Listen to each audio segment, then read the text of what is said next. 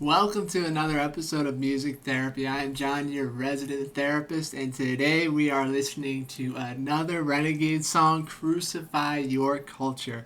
Please be sure to like, subscribe, and comment. It really helps me grow, and let's get right into this song.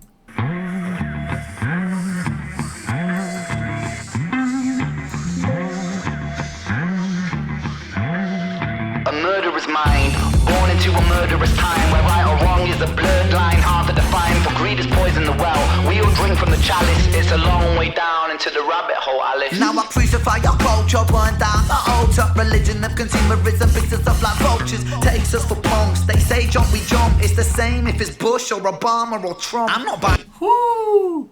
I love this already. He is saying how binary the world is. We're either Republican or Democrat, and we either are black or white, smart or stupid, beautiful or ugly, and the world doesn't totally exist in these binaries, and when we think it does, it divides us, and we are so divided, more so than any time in human history, because of all of these artificial barriers we're creating for ourselves, whether it's religion, whether it's socioeconomic status, sexual orientation. All of these things divide us, and that's how they control us. The government controls us through separating us because they know we're not as strong together as we are separate.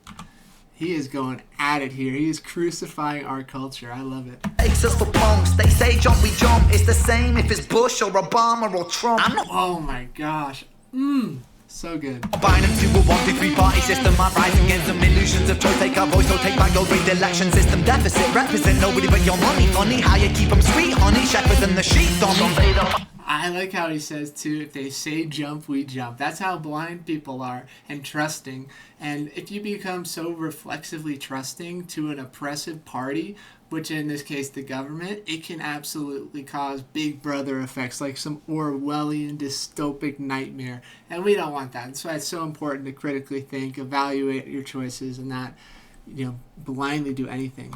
Deficit, represent nobody but your money. Funny how you keep them sweet, honey. Shepherds and the sheep, dummy. Someday they'll find a way to sell my views, like they sold the concept of freedom to you. Woo! They sold us freedom. I love this line. Because sure, we live in a great nation that has a lot of privileges, more so than any time in human history, but we also have a lot of hindrances and a lot of restrictions on what we can and can't do. And you cannot have freedom without responsibility. And so many people want unlimited freedom with no responsibility. That would be a terrible place to live. Freedom in my life is great when paired with things I love, like my wife, my family, my plants, my place, and all these things bind me to being my best self. They sold the voice of Huxley, of Orwell, Guevara, Dalai Lama, now they're all just a product to you. And now you care more about you. Ooh, that's interesting how people become commoditized and sell their souls in effort to be famous or send their message. Use the loose screws and minds of politicians that abuse truths to shape you, break you. Consumerism breaks you until your thoughts that end you. They make you want to hate you to shape you. Oh, so good here. In a world that profits on your insecurity, loving yourself is a rebellious act. And so not buying something to make yourself feel better is a rebellious act. Loving yourself, despite having flaws, despite being imperfect, is so important. You break you, consumerism breaks you until your thoughts that end you. They make you want to hate you, so you keep buying.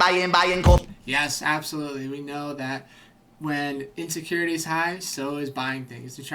When you're down and out, that's probably the most likely time where you're going to buy something and try to get that dopamine back up and feel better in that moment. Operation Brian, defying fraudulent liars and burning empires, tapping to the telephone wires, and history's biased. It glorifies and justifies our evil. It justifies the wars that rain destruction upon people. Yeah, it is interesting how the history has a Eurocentric bias, and it's tailored to make us feel good about the country's history. Like the Trail of Tears, really bad. Britain has a very impressive history. They've conquered most of the known world. If you've seen a map of all the places that Britain has conquered, it's basically the whole world minus a few places that are really remote.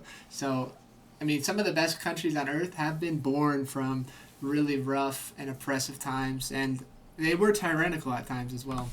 History's biased, it glorifies and justifies our evil. It justifies the wars that rain destruction upon people. Every single human born equal. They treat you like an asset, not a human, man, it's see-through. Slavery through debt, you think that mortgage is to help you? Bills stacking high, killing dreams, money maims you, lying tames you. Whoo! Money tames you, lion names you. That's well said. And yeah, people pay so much more money for their mortgage than they would if they could put all the money down. And that's really hard to get that much money. But like there are things that take advantage of us if we're not smart about it. They treat you like an asset, not a human, man, it's see-through. Slavery through debt, you think that mortgage is to help you? Bills stacking high, killing dreams, money maims you, lying tames you. The land of the free, irony, a hierarchy, folks, education kills the fire in me. Still I stand strong like two towers that were knocked down by greedy men's thirst for power and now greed. Greed plants a seed that will destroy us all if we succumb to greed. Fuck greed, silent I breathe. Burn money, greed makes us bleed, makes us bleed, makes us bleed. Wow, yeah, I mean, greed is a force for evil in this world, and we see billionaires having so much more property and assets than anyone else, giant yachts and boats, and greed is... It does bring out the worst in us, and when we see someone with every material asset and then some people with none, it's not fair and it's not sustainable. If every person were to live the way like Jeff Bezos lives, we would quickly run our planet to the ground and degrade it because it's unsustainable. There are literally not enough material in the world for us to all live like him. Political system is a farce. Democracy will not exist till actions speak louder than money. Wealth is a poison honey, another money making holiday for the Easter bunny. Whew, wealth is a poisoned honey.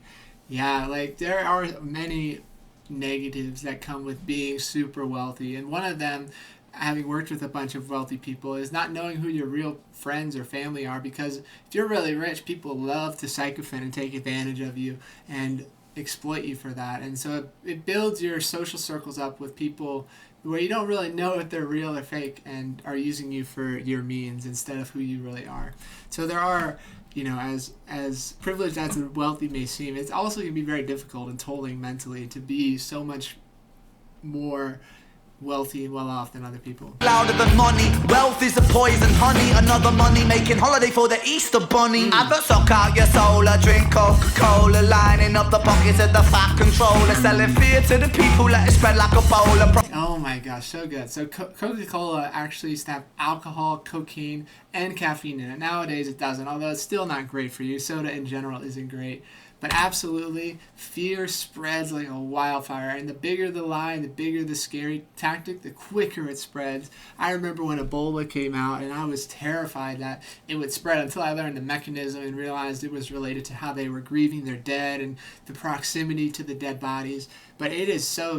the news has a way of recruiting our lymphatic system, our emotional system, into this fight or flight and just driving us up a wall and not allowing us to sleep or be at peace, and that is really detrimental to the mental health of people. Lining up the pockets of the fat controller, selling fear to the people, let it spread like a bowl of propaganda machine. American dream, it's hopeless. Nikola Tesla. There's a great saying about the American dream, and it is, the American dream is because you have to be asleep to believe it. And it's just saying that the only way you could possibly conceptualize and achieve the American dream is if you're sleeping. And of course there are exceptions to that. It's just kind of funny. So look, 1883, the DC current system fought against the AC, but not because the AC system wasn't any better, because people don't like change when money's at the center. Move, let me enter from the epicenter, poison parliamenter, who's the main contender? Oh, it's you, Mr. President, evident that the counterintelligence is a hell of a prevalent. That the counterintelligence is a hell of a prevalent.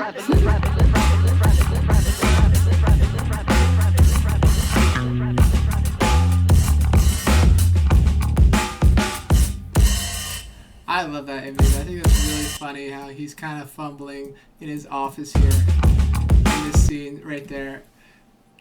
That's just the smug look while the country is going up in ashes. He's got some Benjamins here. That's really funny and iconic, depicting our current political state and with all these tariffs and things. But what an incredible song. I think it's so important to crucify your own culture and to say, like, what are we doing wrong? What can I do to live more intentionally in relation to my own cultural values? And because we so often have this... bias, and it's called ethnocentrism, which basically means we look at the world through our own lens of our own culture, and it can lead us to demonize other cultures, to not be fully understanding of others. And if we look at the world through the lens of our own culture and judge other cultures, we're obviously going to be very biased and misguided. So anthropology is an amazing subject. I think studying your own culture can lead to living a more meaningful life, to be quite frank with you. So what an incredible song. Ren is so talented. I love these visuals as well. I mean, you can unpack every single one of these animations here. But thank you so much for tuning in to another Ladies, episode listen up. of Music Therapy. I look forward to seeing you in the next episode.